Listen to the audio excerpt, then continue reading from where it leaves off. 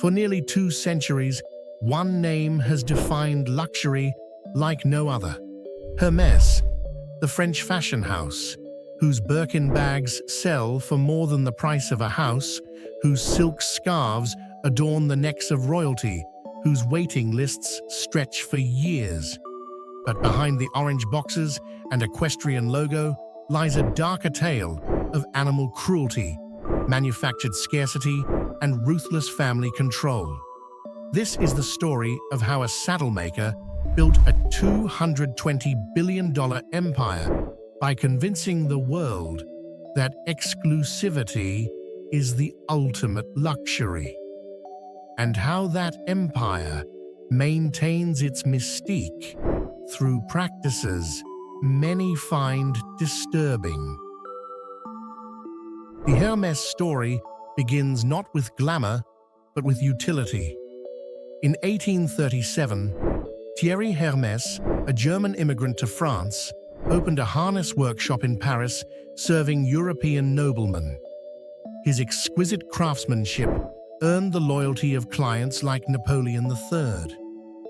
When horses gave way to automobiles, Thierry's son, Charles-Émile, pivoted to leather goods, introducing the company's first handbag in 1922, originally designed to carry a saddle. By the 1950s, the Hermès silk scarf had become a status symbol, adorning celebrities like Grace Kelly, who famously used her Hermès scarf as a sling when she broke her arm. The Kelly bag, named after the Princess of Monaco, cemented Hermès' transition from equestrian supplier to luxury fashion house. Throughout these transformations, one thing remained constant. The company stayed firmly in family hands. Hermès' most coveted items, the Birkin and Kelly bags, are often made from exotic animal skins. A single crocodile Birkin can cost over $100,000.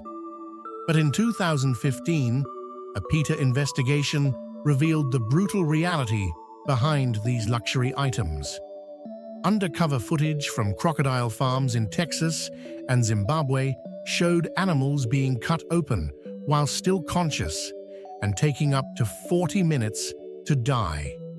According to PETA, the alligators at this farm are kept in fetid water in concrete pits.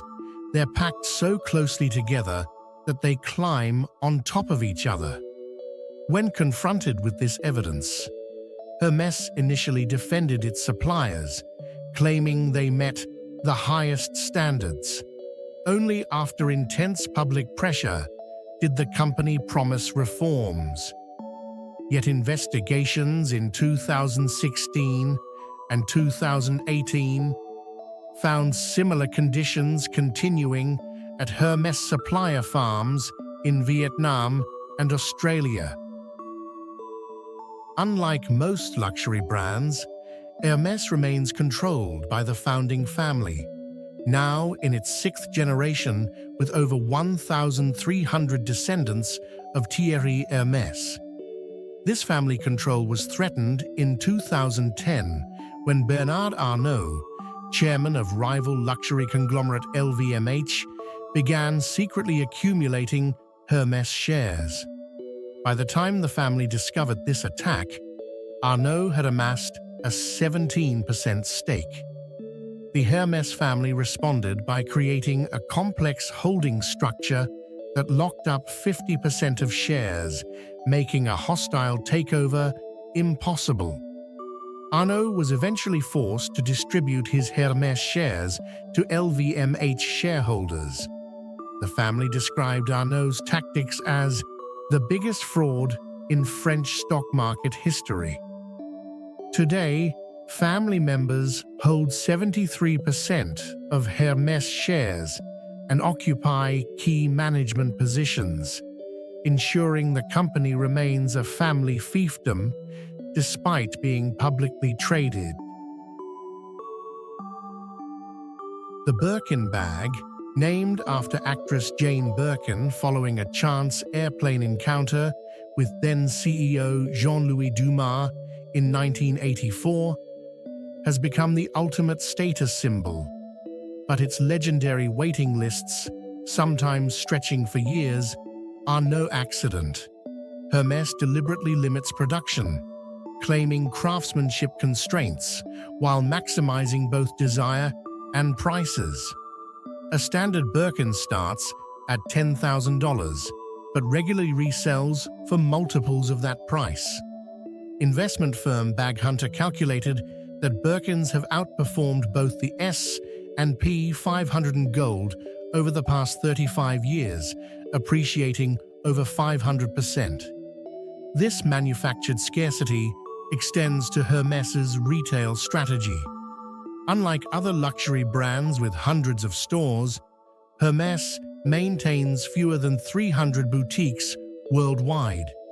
Even wealthy customers report being waitlisted for the opportunity to spend tens of thousands on a bag, a strategy that transforms normal retail transactions into perceived privileges.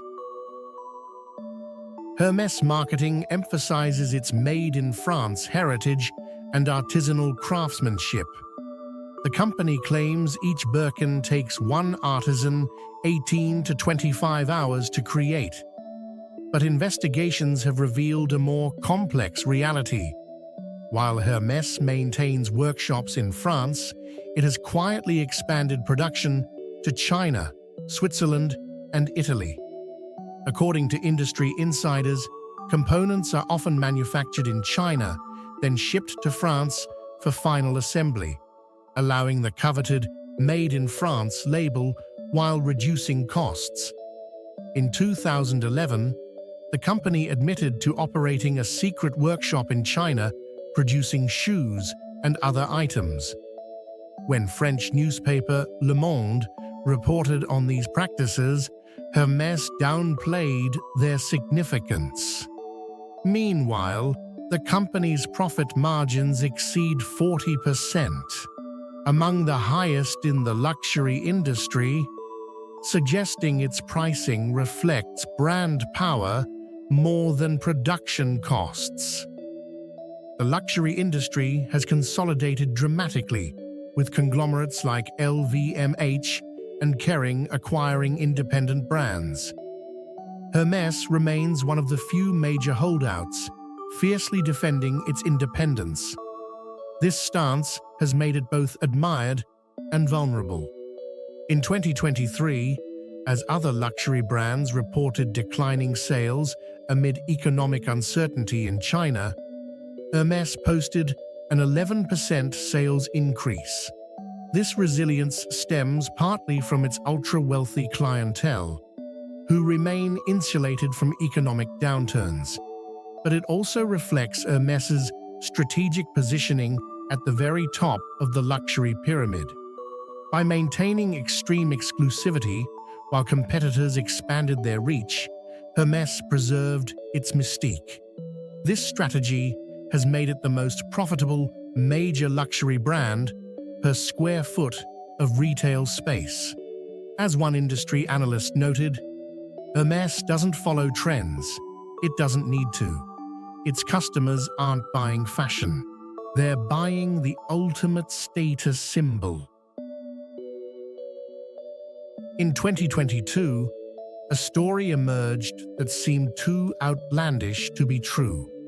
Nicolas Puech, the fifth-generation Hermès heir and largest individual shareholder with a 5.7% stake worth about $12 billion, reportedly planned to adopt his 51-year-old gardener and leave him his fortune. The 80-year-old Puech, who never married or had children, had apparently grown close to his employee of 20 years and decided to make him his heir, bypassing the Hermès family succession plans.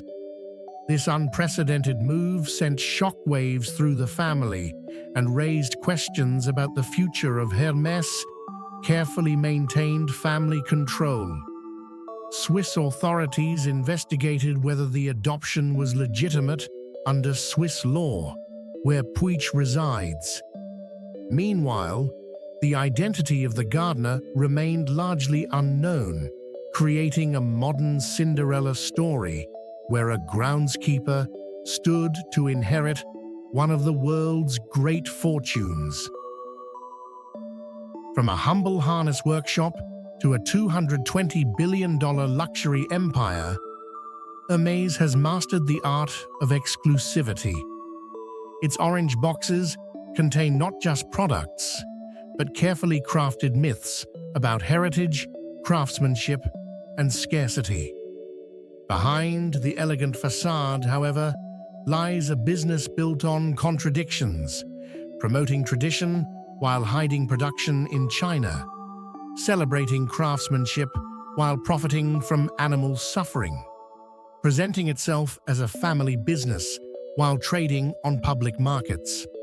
As luxury evolves in the digital age, Hermès faces new challenges from changing consumer values and increased transparency.